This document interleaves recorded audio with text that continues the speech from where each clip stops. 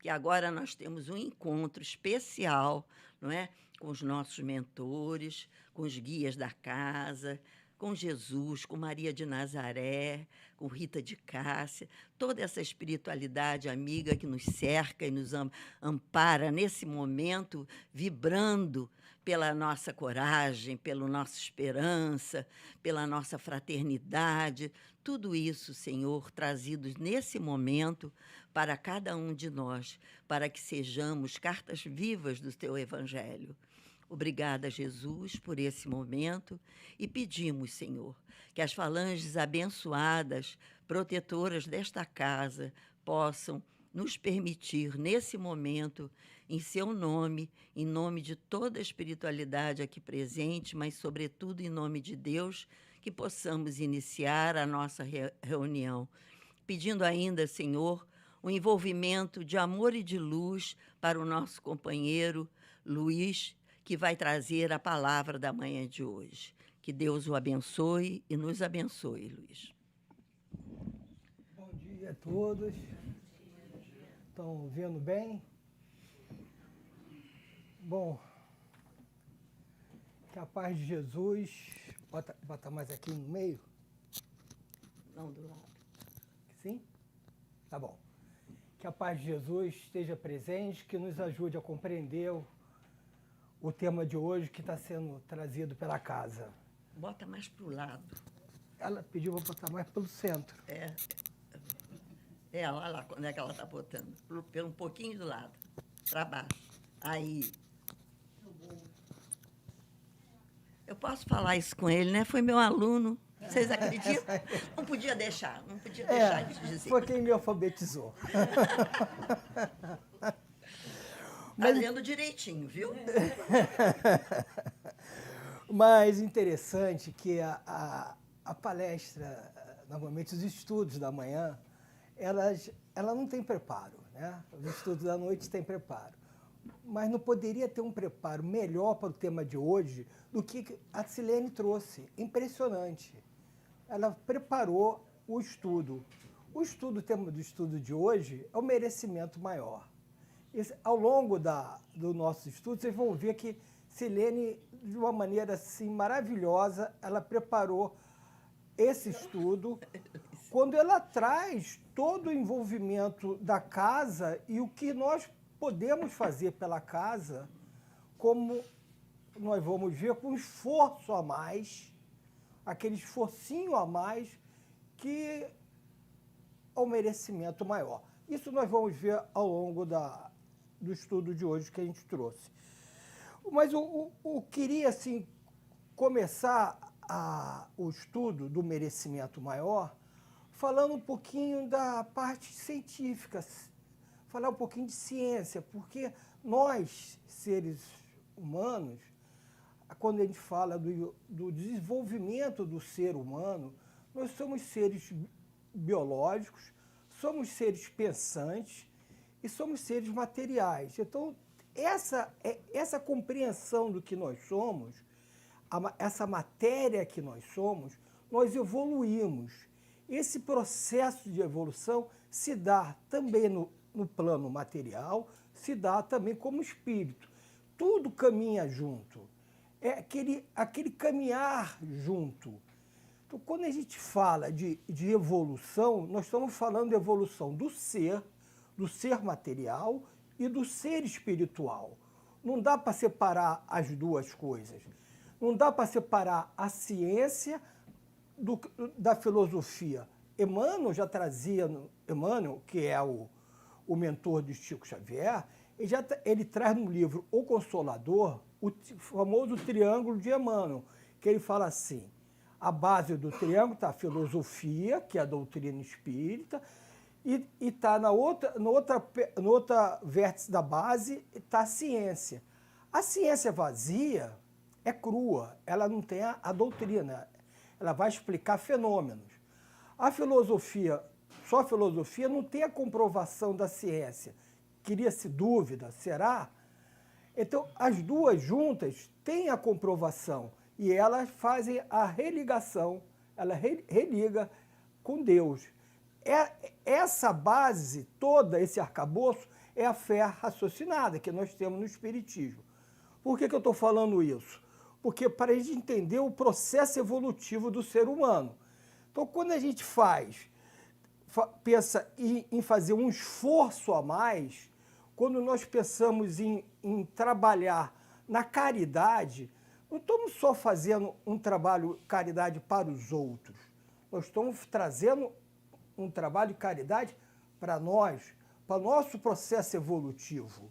Está dentro das leis morais, está dentro das leis divinas, são aquelas leis imutáveis, a lei de igualdade, a lei de progresso, a lei de conservação.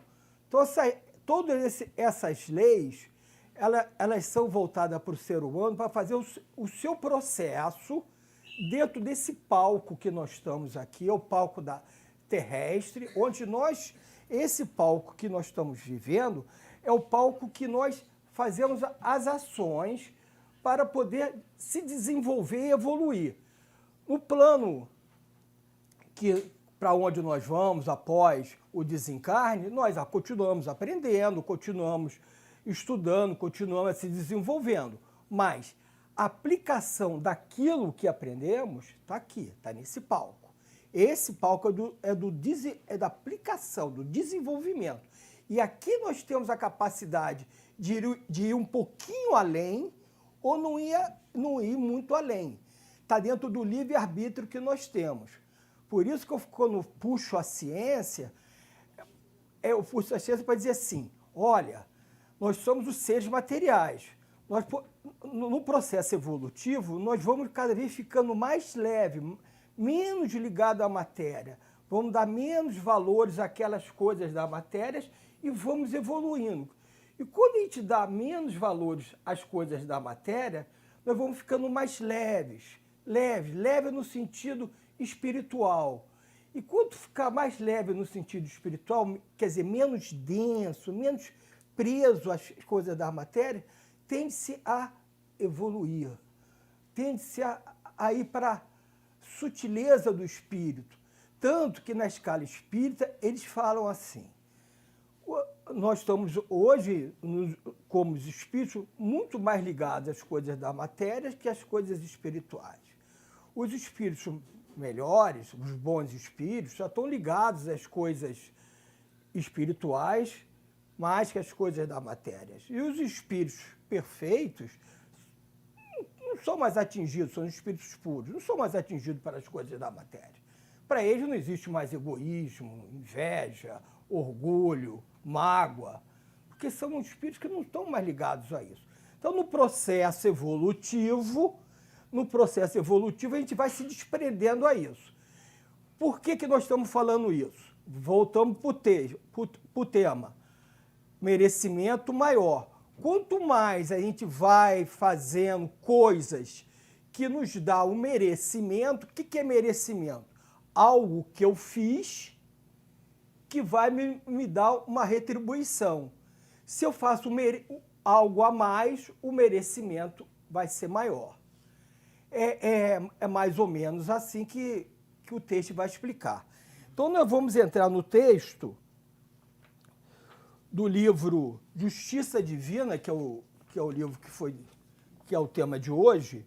Esse livro Justiça Divina está dentro de uma série de 4 livros que o Chico e Emmanuel é o espírito mentor de Chico, eles desenvolveram para melhor explicar, não para mudar algum texto que Kardec fez, mas para melhor exemplificar, trazer como ações, trazer na parte prática sobre os 4 livros principais de Kardec. Então ele fala assim, para o livro dos Espíritos, ele teve um livrinho chamado Religião dos Espíritos. Para o livro dos Médios, teve a Seara dos Médios, é um livrinho. Todos têm aqui embaixo para vender. Para o livro Evangelho segundo o Espiritismo, ele trouxe o Espírito da Verdade. E para o céu e o inferno, que é o nosso caso, que nós estamos aqui estudando agora, ele trouxe esse livro Justiça Divina. E dentro do Justiça Divina, no capítulo 8, ele trouxe o item merecimento maior, que nós vamos falar agora sobre esse item. É tirado de uma parte do céu e inferno, dentro de um estudo do céu e inferno, e tirou aquela parte, aquele item, e discorreu a seguinte mensagem. Essa parte do céu e inferno diz o seguinte, depois a gente vai voltar para explicar o que era essa parte do céu e inferno. Mas o parágrafo diz o seguinte, do livro Céu e Inferno. Não há regra absoluta, nem uniforme quanto à natureza e duração das penalidades. Ele fala, naquela época, ele fala penalidade, castigo, isso quer dizer do desvio da lei divina. Você desvia, você vai ter que retornar para ela. Saiu do rumo da estrada, vai ter que voltar para a estrada. Então não há uma regra absoluta, uniforme quanto a isso. A única lei geral é que toda falta vai ter que ter uma compensação. Se você fez alguma coisa que saiu da estrada, você vai ter que voltar para a estrada de alguma maneira. Qual maneira que vai ser, ele não está dizendo. Alguma maneira você vai ter que voltar para o rumo. Pode ser fazendo bem, pode ser fazendo diversas coisas. Ele não está dizendo que existe uma regra específica. Aí ele fala que é importante para agora, para o texto. E terá recompensa todo ato meritório segundo o seu valor. Opa! Então, todo ato que eu fizer por bem, eu também vou ter méritos a meu favor. Então, se eu fizer atos por bem e que tiver aqui um esforço maior, quanto maior for meu esforço, ou meu sacrifício, vamos chamar assim, esforço ou um sacrifício, ou alguma coisa que eu faça a mais, eu vou ter um bem maior. Aí, quando a gente fala sobre isso, a gente lembra da passagem lá da viúva, do óbolo da viúva, que vem lá, não sei se vocês lembram dessa passagem do Evangelho, que existia um gasofilácio que era onde depositava as esmolas. E ele era de uma certa maneira que quando você jogava uma moedinha, fazia um barulho, tipo esses caça-níqueis, fazia um barulho, blá, blá, blá, blá. Aí todo mundo olhava para quem jogou. Então os ricos lá jogavam porção de moeda, todo mundo, ele deu muito, Aí vai a viúva lá e bota 2 moedinhas, faz plim, plim, plim, pum. Pouco barulho, doou pouco. Aí na passagem alguém pergunta e o Senhor Jesus responde. Em verdade, ela doou muito mais que todos eles. Porque ela doou o que lhe faltava. Aquelas 2 moedas faltavam para ela. E eles doaram o excesso, o que não lhes faltava, o que sobrava. Então, percebe a proporção, quer dizer, a relação não está na quantidade, está na intenção, está na proporção do teu sacrifício. É o merecimento maior. Para ela, o merecimento é muito maior, que vai faltar para ela. Como o doutor Bezerra, quando chegava em casa, com nada, que ele ia dando pelo caminho as coisas. E a casa?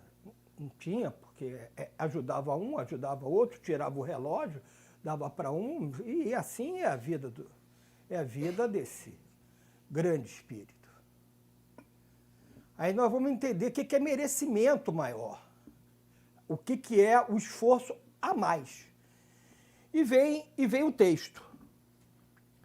Esse texto Emmanuel está ditando para Chico. Merecimento maior. Divides o alimento com os irmãos subnutridos? Quando possível, porém, oferece-lhes, sem qualquer exibição de virtude, o pão do conhecimento espiritual. Primeiro ele fala, divide o alimento. Mas quando possível, dá um conforto espiritual. Quer dizer, algo a mais. Não é só dar o pão, é dar algo a mais. Compras o agasalho para os que sofrem ao desabrigo. Beleza, comprou o agasalho. Ótimo, vamos lá comprar um. e dá. Quando possível, no entanto, movimenta as próprias mãos na costura, fabricando esse ou aquela peça de roupa destinada aos que tremem de frio. É o algo a mais, não é só a compra. O teu trabalho, porque no teu trabalho você não está indo lá comprar uma peça pronta. Você está usando aquela expressão de fazer a comida com amor, desenvolver algo em prol do outro. Não é simplesmente ir lá e comprar e dar. Você está usando a amorosidade na confecção. Envias remédio ao enfermo?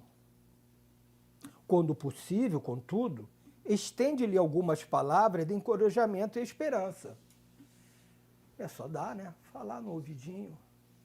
Tudo passa, vai dar certo. Entregues o benefício dos necessitados ao sobejo do reduto doméstico? Quando possível, entretanto, aproveita as sobras do tempo a fim de levar-lhes a frase de entendimento que ajude a destrinchar os problemas da vida. Senta em família e vamos conversar. Ajudes o companheiro nas horas de compreensão e harmonia ideal. Quando possível, porém, ampare-lhe a alma dorida, quando as provações junto dele não te gratifiquem o anseio de reconforto. É o algo a mais. Quem está do lado do companheiro. Horas de alma tranquila entre os irmãos de fé, nos dias de céu azul. Quando possível, no entanto, descansa com eles na fonte da prece, quando as lutas e as dores se fizerem mais acirradas. Exerces a beneficência em atividade manifesta? Quando possível, contudo, atende à renúncia silenciosa pela felicidade dos outros, partindo da própria casa. Desculpa a quem te ofende. Quando possível, entretanto, assume a iniciativa da reconciliação, cultivando a humildade. Isso é interessante. Desculpa a quem te ofende. Quando possível, entretanto, assume a iniciativa, assume, parte de você, a iniciativa da reconciliação. É o algo a mais. Não é só desculpar. Parte de você é reconciliação. Cultivando a humildade. Muito difícil isso. A gente sabe que é difícil. Está no nosso interior, toda aquela parte do orgulho, que é uma das chagas que nós levamos, mas está dentro da gente, faz parte. É um trabalho difícil nosso, muito difícil. E, às vezes, é tão difícil que o orgulho se esconde, ele se esconde dentro da gente e a gente, às vezes, é difícil de encontrá-lo, onde ele está escondido. Porque a gente dá desculpa assim, não é orgulho, isso é outra coisa, isso é outra coisa. Isso, que está escondido em cima dessas outras coisas que nós pensamos que é. Mas, no fundo, é orgulho. No fundo, é.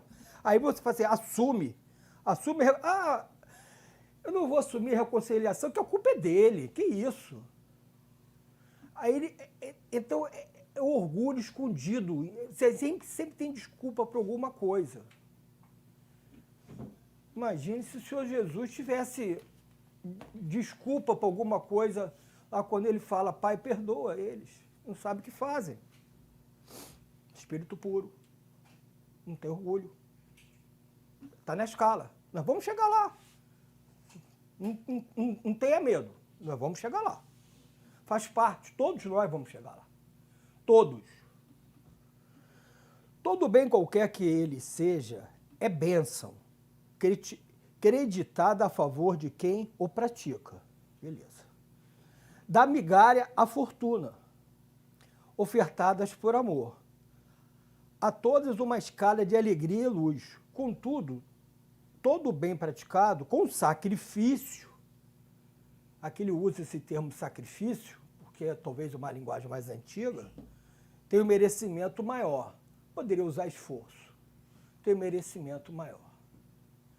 Então a gente percebe, né, que é aquele bem que nós saímos de si e prevalece o outro. O outro. Vou fazer uma visita ao adoentado. Ah, mas agora é a hora da minha praia, da minha ginástica, da minha... Então, eu saio de mim. Não, eu não estou presente. Eu vou fazer a visita ao adoentado porque ele precisa. Eu não estou presente, então eu saio de mim. Eu fico em segundo lugar. Ele fica em primeiro. Aqui, Emmanuel chama de... botou o termo sacrifício, talvez uma literatura mais antiga, mas é esse esforço a mais que eu me coloco no segundo plano e ele fica em primeiro plano. Está dentro da lei de justiça, amor e caridade, que Kardec nos trouxe. É assim que a gente vai crescendo. E esse crescimento, quando a gente fala assim, está lá na primeira epístola de Pedro, quando ele fala que o amor cobre a multidão dos pecados, é isso. A gente vai ganhando merecimento. O desvio que nós fazemos da lei, o retorno, não precisa ser através de dores. O retorno são feitos através de diversos processos que nós não conhecemos. Então, se nós tivermos o olhar caridoso, já é um grande ponto a favor. Se nós mudarmos a maneira de pensar, já é um grande ponto a favor. E isso cria nova ramificação no cérebro, que o cérebro começa a pensar diferente. No início, a gente vai fazer um esforço. Por isso que eu gosto da ciência junto, porque a ciência ela vai explicar esses fatos para a gente. Por isso que é fé raciocinada, que ela vai explicar esses fatos para a gente. Porque a gente começa a fazer certas atitudes altruístas, fala assim, mas é um esforço. É um esforço inicial, porque a gente não está acostumado. A gente está acostumado, porque a gente veio há pouco tempo, a gente desceu das árvores, talvez, não muito tempo atrás, estamos mais perto do início do que do fim. A gente está acostumado, bateu, levou. Esse instinto nós temos. Na discussão, a gente quer sempre não levar desaforo para casa. Esse instinto nós temos. Agora, o outro do altruísmo, o outro de pensar no outro, de botar-nos em segundo lugar, esse instinto nós não temos. Agora, como se constrói esse instinto? É praticando. No início é no esforço. Aí você vai criando novas ramificações no cérebro. Você vai criando novos caminhos. E esses caminhos, quando a gente fala cérebro, que é essa caixa que está aqui hoje, aqui no corpo do Luiz, mas é a mente, que é do espírito. Eu vou sair, vou encarnar novamente e vou continuar exercitando isso. E isso vai passar a fazer parte do meu corpo, do meu corpo espiritual. E eu vou continuar praticando até que isso vai ser parte de mim. Então eu vou chegar a um ponto onde o Luiz, lá na frente, em outras encarnações, já vai praticar essa parte de justiça, amor e caridade dentro do seu reflexo, que já está dentro de mim. Já faz parte do meu acervo. Mas o início, como faz parte do meu acervo, o instinto de bateu, levou. De uma resposta rápida. É construção. Nós vamos trocando o que era para que o novo ser. O novo ser precisa se esforçar para trocar. Essa é a ideia. Por isso que nós somos seres pensantes. Por isso que nós temos agora a razão, o livre-arbítrio, para pensar assim, olha, e por isso que a ciência está envolvida, para a gente entender como é que é o processo. O processo é assim. O processo é a gente querer crescer, subir, entender como é que se eleva, entender como é que se sutiliza, torna-se mais sutil esse corpo denso. Então vamos ser devagarzinho. Mas a gente olhando aqui para o esforço maior, esse esforço maior ele vai tornando a gente cada vez mais, cada vez mais, cada vez mais, cada vez mais sutil. No início é esforço, depois deixa de ser esforço. É até que horas, Silene? É 11h10. 11h10? É, que eu perguntei que tem uma... a ciência já chegou a esse nível de compreensão. Nós vamos terminar aqui o estudo e vamos falar na parte da ciência, porque ela já chegou a isso. Antes, eu queria trazer assim, algumas partes, por exemplo, do São Vicente de Paula, que tem na questão 888 do Livro dos Espíritos. O Livro dos Espíritos tem tudo. É impressionante. A gente traz o Livro dos Espíritos, porque o Livro dos Espíritos tem tudo, tudo, tudo, tudo. Os outros livros de apoio ao Livro dos Espíritos, ele vai explicar o que Kardec ele queria dizer mais ou menos ali, mas ele traz toda a explicação. Quando a gente fala assim, as leis morais, por exemplo, as leis morais, está aqui, vou citar só os capítulos. Lei divina moral, lei de adoração, lei de trabalho, lei de reprodução, lei de conservação, lei de destruição, lei de sociedade, lei de progresso, lei de igualdade, lei de liberdade, lei de justiça, amor e caridade e perfeição moral. Lei de igualdade. Interessante, né? Essa diferença social não está aqui. A diferença social foram criadas pelos homens. Mas tem a diferença está no Evangelho. A riqueza é a pobreza. Tá no Evangelho. Que são coisas distintas. São distintas. É necessário nós passarmos por todas as fases da humanidade. É necessário nascer mulher, é necessário nascer homem, é necessário nascer pobre, é necessário nascer rico. O rico vai usar a riqueza dele para desenvolver uma nação. O pobre vai aprender a obedecer e assim sucessivamente.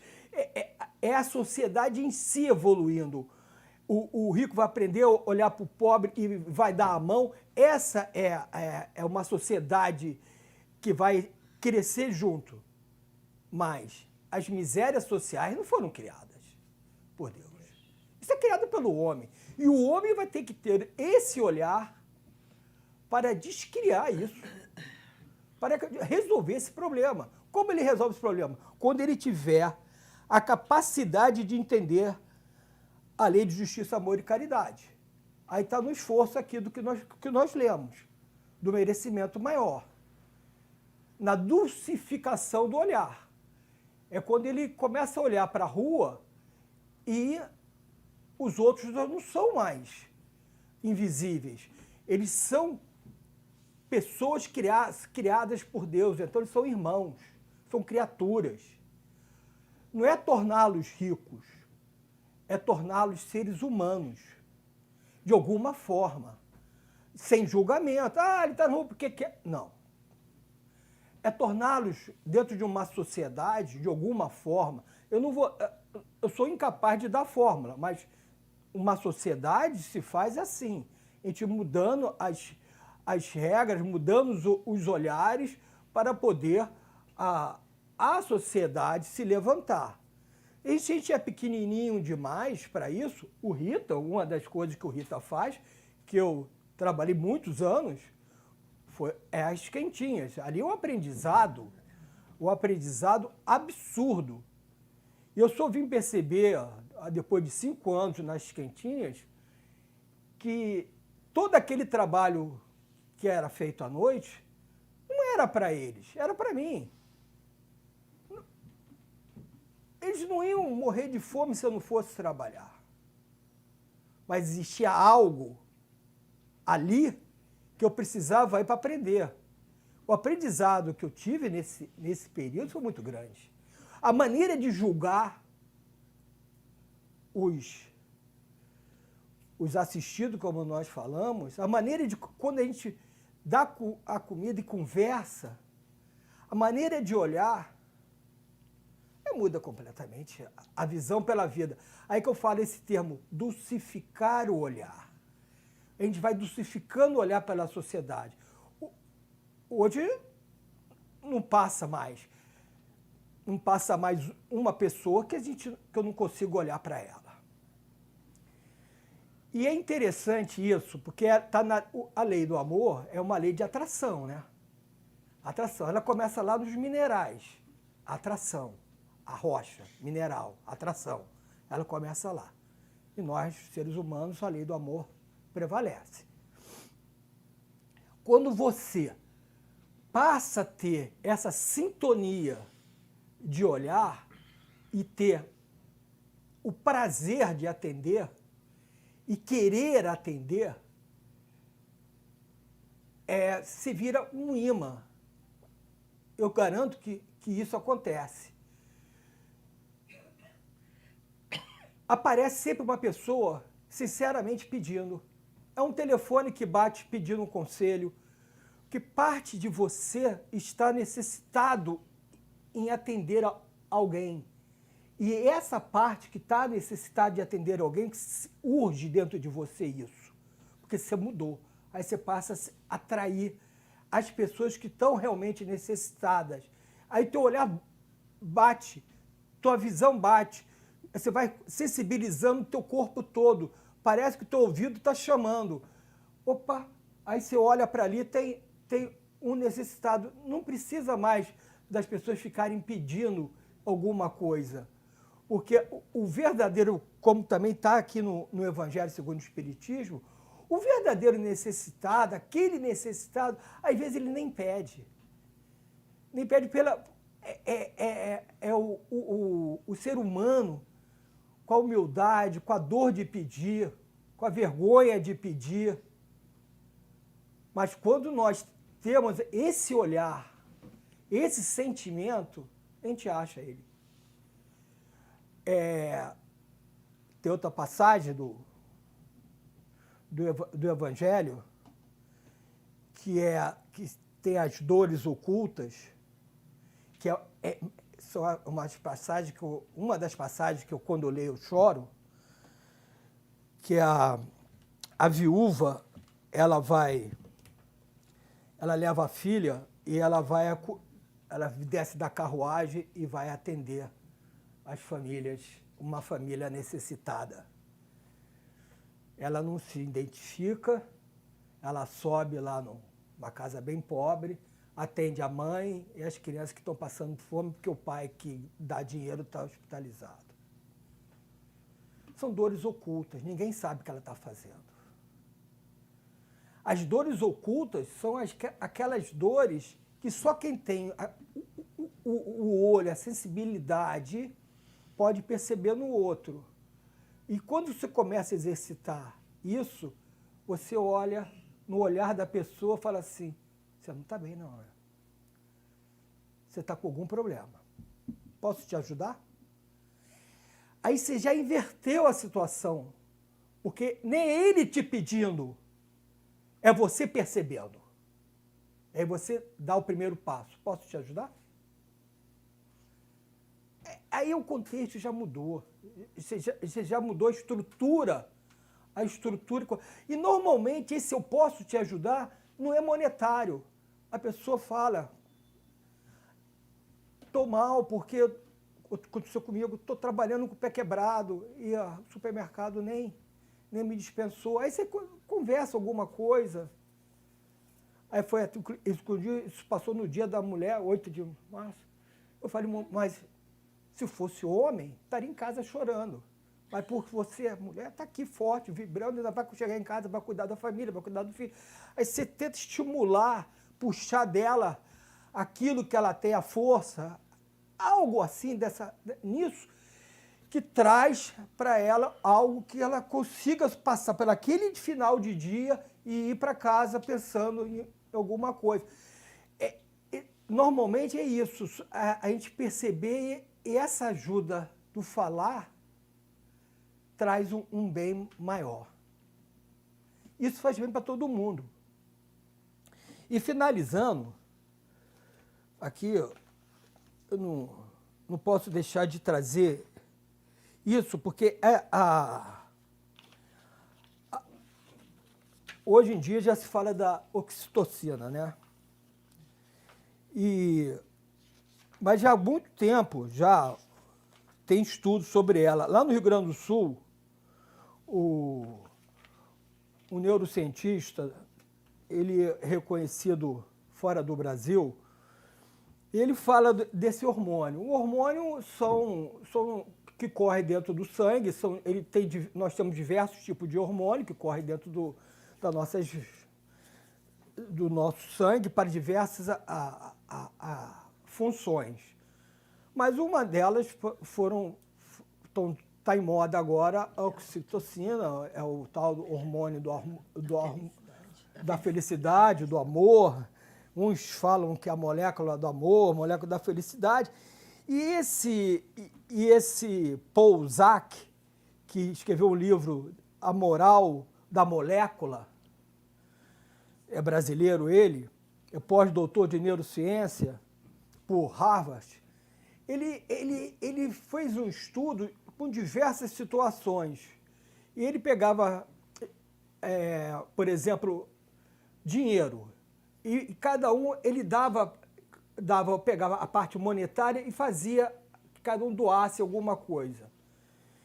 Aí, os que doavam sem interesse, simplesmente doar por doar sem interesse, ele media as ondas cerebrais e media o hormônio da oxitocina, que é um hormônio que as mulheres têm na amamentação. No parto também. É esse hormônio do amor que traz.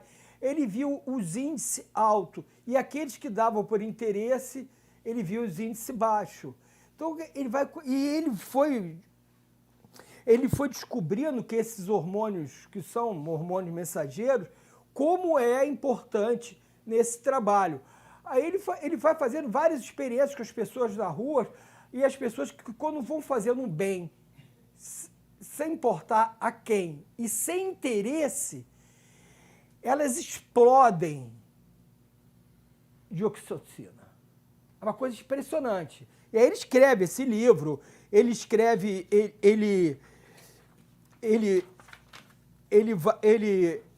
perguntam se além de responsável, altruísmo, ele fala assim, além disso, é responsável pelo altruísmo e honestidade. Então, existe uma base biológica para a moralidade? Ele fala, sim, existe uma base biológica, por isso que eu falo a ciência. Lá no início, quando eu falei o triângulo de Emmanuel, ciência e filosofia, é a ciência que vai trazer o espiritismo para a grande descoberta da humanidade.